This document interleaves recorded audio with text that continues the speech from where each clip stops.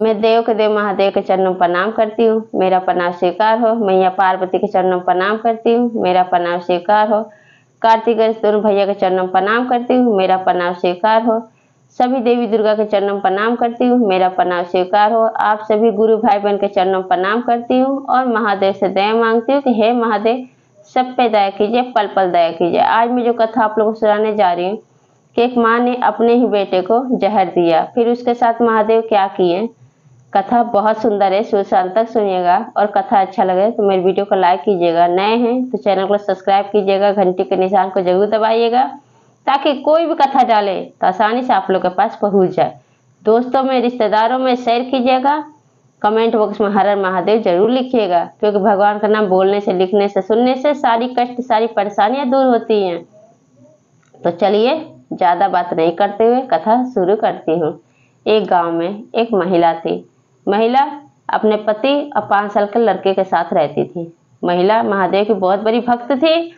वो नित्य प्रतिदिन सुबह उठती, नहा धो के सब काम करके महादेव का से दया मांगती थी और सुबह जब खाना बनाती थी तो 2 टिफिन तैयार करती थी। एक अपने पति के लिए, दूसरा अपने लड़के के लिए। महिला का जो लड़का था वो 5 साल का था, वो स्कूल जाता था। जब सुबह उसका पति, महिला का और लड़का दोनों चले जाते थे, पति चला जाता काम पे और लड़का स्कूल चला जाता, तो थोड़ी देर बाद एक भिखारी आता था। आके कहता था, मैया 2 रोटी आप मुझे दे दो, मुझे भूख लगी है। मैया 2 रोटी आप मुझे दे दो, मुझे भूख लगी है। महिला बहुत अच्छी थी। वो जो भिखारी था उसको 2 रोटी में सब्जी डाल के ले जाकर दे देती थी। लेकिन वो क्या कहता था, भिखारी कहता था कि जो आप बुरा करोगे वो आपके साथ रहेगा और जो आप अच्छा करोगे वो आपके पास लौट के आएगा। अब ये बात भिखारी रोज कहता था। फिर क्या हुआ कि अब एक दिन की बात है कि महिला जो है सुबह लेट से सो के उठती है। जब लेट से सो के उठी तब खाना बनाने में, गुरु भाई बहन होता है ना कि कभी कभी आंखें नहीं खुलता है, आंख लग जाती है, तो तब सो के उठी लेट से। अब खाना बनाई तो लड़का भी भूखा चला गया क्योंकि स्कूल का टाइम हो गया था। तो ऐसे भूखा चला गया, टिफिन नहीं ले गया। और उसका पति महिला का था, वो भी लगा बोलने। दोनों में बहसा बहसी होने लगा। जब दोनों में बहसा बहसी, लड़ाई झगड़ा होने लगा, फिर पति भी गुस्से में चला गया, ऐसे खाना नहीं खाया। फिर क्या हुआ कि थोड़ी देर बाद ही वो भिखारी आ गया। महिला का तो मूड वैसे भी बहुत खराब था। अब महिला का जब मूड खराब था तो क्या करती थी, यही सोचने लगी। जब बोलने लगा कि मैया 2 रोटी दे दो, भूख लगी है, मैया 2 रोटी दे दो, भूख लगी है, तो महिला रोज देती थी। फिर उस दिन क्या सोचती थी, सोचने लगी कि ये इस भिखारी को मैं रोज रोज 2 रोटी देती हूँ और ये भिखारी जो है तो यही कहता है कि बुरा जो करोगे तो आपके साथ रहेगा और जो आप अच्छा किए हैं वो आपके पास लौट के आएगा। और उस महिला को समझ में नहीं आया। वो महादेव की परम भक्त थी, फिर भी उसको समझ में नहीं आया कि भिखारी मुझसे क्या कहना चाहता है। फिर क्या करी, गुस्से में आके, पति से लड़ाई हुआ था, गुस्से में थी, अब 2 रोटी में जहर मिला दी और मिला के और 2 रोटी लेकर जाने लगी भिखारी के लिए।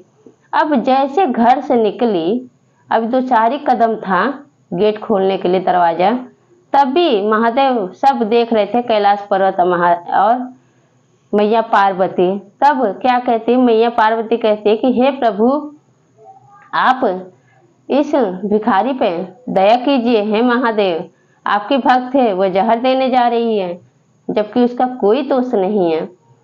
तब उसका मति बदलते हैं। तब भक्त जो शिष्या थी क्या करती है कि वो वहीं रुक जाती है और वो रोटी लेके पलट के किचन में चली जाती है। जाके वो दोनों रोटी को जला देती है। फिर दूसरा रोटी जब देखते हैं टिफिन में, लड़के के टिफिन में रोटी रखा है, वो निकाल लेती है। निकाल के 2 रोटी या सब्जी लेके उस भिखारी को दे देती है। अब भिखारी देखे गुरु भाई बहन, जो हम लोग करते हैं वही हमारे साथ होता है। अगर हम किसी के बारे में बुरा सोचते हैं तो हमारे साथ भी बुरा होता है। अगर हम किसी भूखे को एक भी रोटी खिलाते हैं तो हमारे साथ भगवान परमात्मा देखते हैं कि हाँ कौन कैसा है, उनसे कभी नहीं छुपता है। अब क्या हुआ, अब वो भिखारी वो 2 रोटी और सब्जी लेकर वहां से चला गया। जब चला गया तो क्या हुआ, अब धीरे धीरे समय बीतने लगा। अब समय बीतने लगा तो इधर महिला का पति भी 2 बजे आ गया। जब 2 बजे आ गया तो अब अपने बच्चे का इंतजार करने लगे कि बच्चा भी नहीं आया। उसका भी टाइम 2 बजे का था, लंच भी नहीं लेकर गया था, टिफिन घर पे ही छूट गया था क्योंकि महिला लेट से सो के उठी थी। अब देखते देखते अब 2 से 2:30 बज गया। अब महिला का जी जो है घबराने लगा कि मेरा बच्चा नहीं आया और सुबह खाना भी लेकर नहीं गया। फिर क्या होता है कि थोड़ी ही देर बाद महादेव का ऐसा दया बरसा कि वो लड़का 3 बजते बजते ही दरवाजे के बाहर, जैसे दरवाजा बजाता है तो महिला जाती है खोलने, तो क्या देखती है कि उसका लड़का दरवाजे के बाहर खड़ा है। अब झट से उसको अपने गले से लगा लेती है। तब वो लड़का क्या कहता है कि माँ से आज मैं ना आपके पास नहीं पहुंच पाता, आज तो मैं मरी गया होता। तब माँ पूछती है कि क्या हो गया बेटा, ऐसे क्यों बोल रहे हो। तो माँ आज मैं बिना खाए बिना टिफिन लिए ही चला गया था और जैसे मैं स्कूल से निकला तो मुझे चक्कर आ गया, मैं गिर गया, मुझे दूर दूर तक कोई नहीं दिखाई दे रहा था। तब वो जो भिखारी बाबा है ना जिसको आप 2 रोटी देती हैं, वही भिखारी बाबा मुझे अपने पास से 2 रोटी और सब्जी निकाल के खिलाए, पानी पिलाए, अपने घर लेकर गए। जब मैं थोड़ी देर आराम कर लिया तब जब आंखें खुली, जब लाके आपके पास छोड़ गए, जब मैं आपके पास आया हूँ। अब माँ तो तुरंत गले से लगा लेती है बच्चे को, खूब रोने लगती है और कहती है कि हे भोलेनाथ, हे महादेव, आपने मुझे इतना बड़ा पाप करने से बचा लिया। आखिर उस भिखारी का कोई गलती नहीं था, आज मैं कितना बड़ा पाप करने जा रही थी। मैं रोटी में जहर मिला के उस भिखारी को देने जा रही थी। भिखारी सही कहता था कि जो आप अगर बुरा करेंगे तो आपके साथ रहेगा, अगर आप किसी के साथ अच्छा करेंगे तो लौट के आपके पास आएगा। तो आज आप ही की देन से, आप ही के दया से मेरा बच्चा सही सलामत मेरे पास आ गया। अब मैं समझ गई कि भिखारी मुझसे क्या कहना चाहता है। तब महादेव से अपनी गलती का क्षमा मांगती है और कहती है कि हे महादेव, ऐसा कुटिल भावना मेरे मन में कभी ना आए। महादेव मुझ पर दया कीजिए, कभी मेरे मन में गलत भावना ना आए, किसी के प्रति मैं गलत ना सोचूं। भोलेनाथ, आज उस भिखारी को ही 2 रोटी देने का नतीजा है कि मेरा बच्चा सही सलामत मेरे घर आ गया। तो इसीलिए कहते हैं गुरु भाई बहन कि कभी किसी के बारे में बुरा नहीं सोचना चाहिए। हम ये कैसे भूल जाते हैं, आज हम दूसरे के बारे में गलत सोचेंगे तो कल हमारे साथ ही तो परमात्मा जो है बुरा कर सकते हैं, क्योंकि वो तो देव के देव महादेव हैं, उनके आगे कुछ नहीं छुपा रहता है।